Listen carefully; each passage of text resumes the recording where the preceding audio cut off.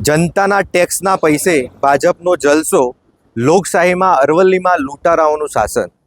મિત્રો, અત્યારે હું અરવલ્લી જિલ્લાના તમામ જાગૃત નાગરિકોને જણાવવા માગું છું કે મોડાસાના કરોડો રૂપિયાના ખર્ચે ભાજપનું જે કમલમ કાર્યાલય બન્યું છે એની પાછળના ભાગે ઊભો છું અને તમામ અરવલ્લી જિલ્લાના જાગૃત નાગરિકોને બતાવવા માગું છું કે આ ભાજપ કાર્યાલયની પાછળના ભાગમાં જે શેડ બનાવવામાં આવ્યો છે એ પૈસા ભાજપના કોઈ કરોડપતિ નેતાના ખિસ્સામાંથી નથી બન્યો, પણ આપણા ટેક્સના પૈસા સરકારી ગ્રાન્ટમાંથી અંદાજિત પ્રભારી અને વિવેકાધીનની ગ્રાન્ટમાંથી 7 લાખ રૂપિયાના ખર્ચે આ શેડ બનાવવામાં આવ્યો છે।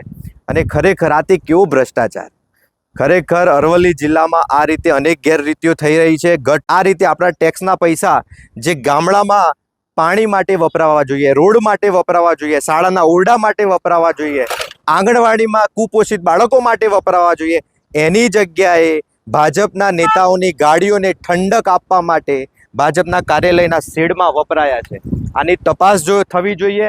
મારા અરવલ્લી જિલ્લાના ભાઈ બહેનો, તમને પણ લાગતું હોય કે આ ખોટી લૂંટ છે તો આ વિડીયો એટલો વધુમાં શેર કરો કે ગાંધીનગર સુધી પહોંચે અને બહેરા કાન ખુલે અને હવે તો જાગો, નહીં તો આ લોકો આપણું બધું લૂંટી લે છે। લોકશાહી બચાવો, ભ્રષ્ટાચાર હટાવો। જય હિન્દ, જય અરવલ્લી।